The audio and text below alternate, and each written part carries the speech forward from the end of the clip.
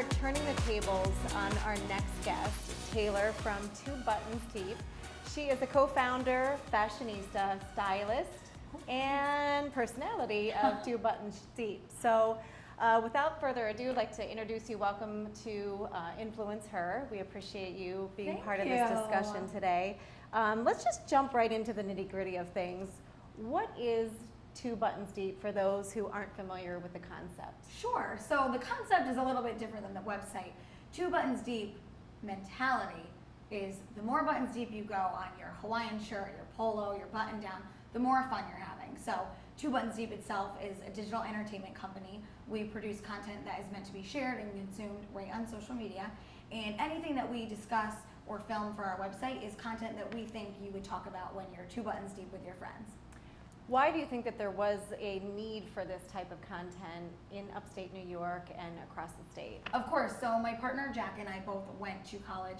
Jack went to college in Vermont. I went to school in Ithaca, New York, and we both studied broadcasting, marketing, and had big-time job offers in various cities across the country. And we started hanging out in Troy, and had the idea or the concept of Two Buttons Deep when we were in college. And I've known Jack my whole life since I was in 6th grade. So we kind of started hanging out in Troy, meeting some of the local business owners, and realized that we had this potential to start an outlet that doesn't have much traditional competition here in Upstate. So you think of the local media, you think of the radio.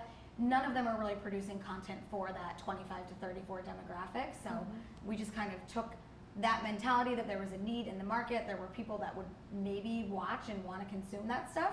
So for the first year, we just threw a couple things at the wall, and we're here 3 years later with some pretty big stuff going on. It's hard to believe it's been 3 years already. Yeah. So you must be a bit of a risk taker to be able to turn down other jobs, across the country and to dive into something like that. What type of advice would you share with a young man or woman who's looking to do something different and unique? I think for starters, you have to have some sort of passion. I look at the people my age, and we all work so hard to go to college and get a great job, and a lot of times it's just following those steps of what you should do. You need to make certain money to pay your rent and loans. That's of course understandable, but when you have a passion for something, whether it's your side gig, going to the gym, it could be anything, you're going to be propelled so much further into whatever industry or whatever it is you want to do. So for us, we truly always loved creating content. I'm a writer, I still freelance for a bunch of different places. Jack had always made videos, so we took that passion and said, okay, this needs to be a business, it can't just be fun. So there's that element of it too. You have to know what's going to work in the market, but we just have to go for it and love what we do. And that sounds maybe cliche, but if you don't have that, you can't really launch from there. You also have a passion for fashion. Thank you for noticing, Megan. Yes, you do. Would you say that upstate New York is behind as far as fashion trends are concerned? I would, but I don't let that stop me. And I think a lot of people do let that stop them, which is why they're behind. When I first went abroad and went to London and a few other places in Europe, I thought, I can pull off anything here. I bought this big fur coat that I was wearing with my Nikes because everybody in London was doing it. And then I got back here and I'd be at Target and people were staring at me. So just because we might be behind doesn't mean you can't push the envelope. And I think with what I've been doing in my fashion charity work, if you will, I'm trying to get people to just push it a little bit further and stop saying, well, I can't pull that off like you do. Because you totally can. Wear overalls if you want. I don't care. So you have a segment as a part of Two Buttons Deep, which is the Capital Region's best dressed. What do you think of some of the people that have been selected thus far? Are they rocking it? I like what I see. I think people, again, need to get a little bit more comfortable. If they like fashion, don't be afraid to show it off. There's always that element of people don't want to stick out in the wrong way, or they don't want to feel like they're dressed out of place. But I'm trying to highlight anybody where I appreciate their fashion. So I've highlighted people that are in fact going to the gym and I love their workout outfit. Or people that are in all different sorts of industries, whether you're in the restaurant industry, whether you are owning and operating your own small shop. You can wear whatever you want, take it another level, and then get recognized. And what the Best Dress List has done is it's gotten people excited about fashion around here. Like actually excited, which I didn't think would happen when I first started doing it. We thought about using celebrities and doing like a celebrity best dress, and I said to Jack, we have to make it local. Because all the content that we do on Two Buttons Deep that really thrives and really gets out there has that local pull to the capital region. You just announced a pretty significant partnership with the Times Union that is about to take off. Let's talk a little bit about that and what that looks like coming into the racing season. Yeah, we had talked months ago, and I was telling the boys in our squad, as we call it, we have to get up in Saratoga this summer. Whether we just hand out t-shirts, whether we have events at bars, there's a huge part of our demographic in Saratoga for the summer. Whether they live there, they travel in from there, or they're just hanging out there from other cities in the area. So we kind of slept on it. That's kind of the Two Buttons Deep way. We don't really plan too much in advance. We just see what comes our way, take advantage of last minute opportunities. And the Times Union approached us not too long ago with an idea to launch a live show that would then be recorded and posted on the Times Union as well as Two Buttons Deep. So we will be taking over the Spectrum News booth.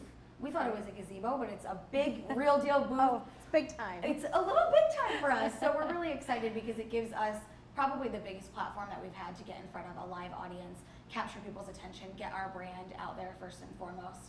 We can hand out swag, we can bring in audience members, we can really capitalize on all the attention that's going to be there, and then turn around a Today Show like product that people can watch the next day and catch up on all the festivities from the weekend. Are you looking forward and are you prepared for the fact that a few people up in Saratoga get a little rowdy? Might go a little further than Two Buttons Deep?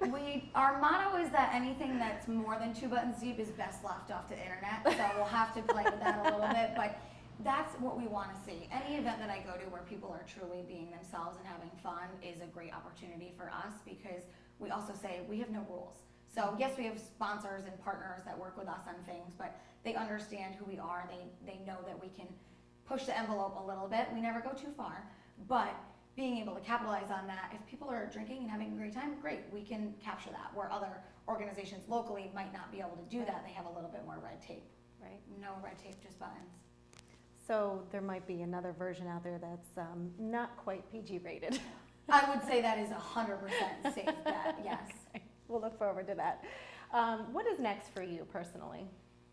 We need to grow this thing. So we've been doing it, like I said, for 3 years, and we need to accelerate more. So the fact that obviously nobody has free time is a challenge for us, but for me, I would love to keep my skill set going and keep it getting stronger and help my partner Jack with more video coverage and things like that, and really just putting our name out there. We've been able to make so many connections. We've made so many fans where we host events. We host a booze cruise where the first one we were feeling like there was no way we would get anybody there, and we sold out, and we continued to do that a second time.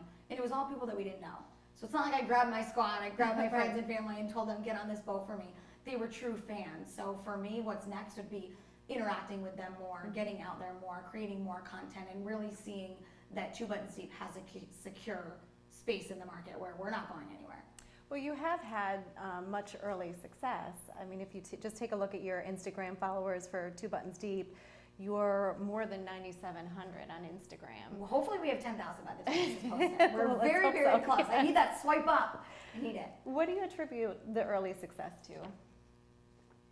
That's a great question. I mean, I think we have a strong brand when we look at the name Two Buttons Deep, our logo. It's intuitive to most people. A lot of people say, 2 buttons deep, that sounds a little inappropriate. What is that? But when we can tell people that it's all about having good conversation and getting a little loose, having a little bit of fun, and not being afraid to do that, people can kind of like ease their shoulders and go, oh, I get that. I go 2 buttons deep when I am, driving home from work. It's Friday night, the radio's on. I can take my tie off and move on. So we've turned 2 buttons deep into that professional scale where no buttons deep is the least amount of fun, 2 buttons deep is the perfect amount of fun, 3 buttons deep, like I said, best left off the internet. But people can get behind that. We model ourselves a lot off of Barstool Sports, which is obviously far more controversial than we hope to be. However, they have absolutely nailed it in terms of building a media company based off of personalities and a little bit of that flair that traditional media just can't give. Let me ask you, if you don't mind sharing, how old are you? 25. 25. So you have the demographic, the younger demographic, a lot younger than myself. Oh, stop. But you have a younger demographic that really is, your target audience. How do you feel about playing that role of a role model for young women, whether it's college or just hitting their professional life? I mean, it's crazy to think that someone would think of me that way, but I think what makes it a little bit easier and a little bit more exciting is that I look to so many other people in the industry like yourself, whether it's Liza, who owns Liza's in Troy and Schenectady, or Lindsay Ray of Lindsay Ray Photography. There's so many women in this area that I would look to for inspiration, and to even be considered as part of that circle is super exciting in such a short amount of time. And I think for me, because fashion and clothing and all of that is very much part of my appearance, I want that to spin in a positive way and for people to really see true confidence and excitement and walking in a room and bringing something, you know, that energy and passion and excitement, which I try to do no matter what I'm wearing, of course, but that's part of who I am. And I think it gets people excited and makes them feel a little bit more comfortable to maybe put themselves out there or just go for certain things, like I said. Well, we certainly appreciate the time that you took to get to, get to know you a little bit and a little bit more about Two Buttons Deep. We're not done yet though, because we have what we call the Baker's Dozen. I might need a little rosé. You're gonna need some rosé. Take a sip. Gear up for this one. These are rapid fire questions and answers. Obviously, 13 in total. So we're gonna start. Name one female you admire. Megan Baker. Oh, geez, thanks. I feel honored. Thank you.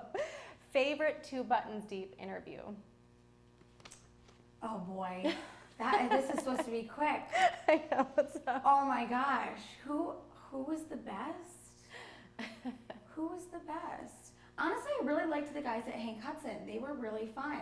It was a fun space. That was just a cool. And you got to drink beer. And I got to. I mean, come on. Pretty much. Even if it's under the table, I'm still doing that. But.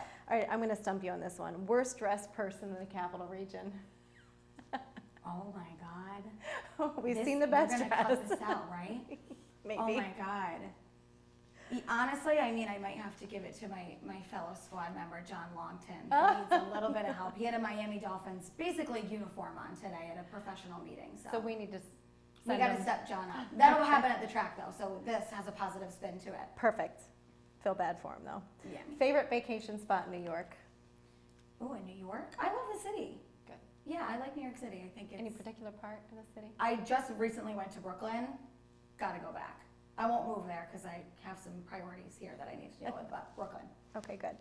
Most embarrassing moment? I wasn't there for it, but Jack recently was giving a huge presentation at his business, like in front of hundreds of people. People were teleprompting in or whatever, broadcasting in, and he meant to switch the screen, and it was a huge picture of my face with like someone else's body photoshopped on it. And he just pulled the cord out of the screen because it was literally me looking ridiculous. He was making fun of me for something. He had toothpaste all over my mouth. Nice. Yeah. Sounds like a prankster. Luckily, I wasn't there to be embarrassed, actually. Favorite movie? I don't watch movies. That's a fun fact. Do you have a favorite book? I like Lunch Poems by Frank O'Hara. Okay. Have any of your guests ever gone further than 2 buttons deep? Yes. Dominic Pernomo, for sure. We had many bottles of wine. It was called 10 Wines Deep that day, so you can understand how that ended up. I would have been on the floor. Biggest fashion misstep? Flats. I'm sorry. Ballet flats. I have a hard time wearing flats myself. I don't like toe cleavage of any kind. Oh, jeez. Favorite reality show? I'm really into Below Deck right now. I've been watching that too. Trashy but good. Mindless TV, right? Mm-hmm. That and Botched. Oh, no, can't do that. Favorite designer? I like Vince. Does Jack irritate you? Yes. A lot? Yes. No. He would say the same about me, though, so that's fair. Now, this question is from our interview with Denise, owner of Complexion Spa. What keeps you inspired? Excitement. I'm always excited. Everything that I do, I love. So whether it's a day off where I'm doing all kinds of work or just doing errands, I like errands too, but I'm always excited about what I'm doing. You get to ask our next guest a question. What would that be? Do I know who it is? No, we can't tell you. Favorite drink to go a couple buttons deep with? And that's a good way to end this segment too. Absolutely, that's what the rosé's for. Yes, perfect, and we have to cheers. Cheers, Megan, thank you cheers. so much. I Thank appreciate you, it. Taylor from 2 Buttons Deep. We appreciate your time, Thank and you. we look forward to what's to come. Thank you. Thanks so much.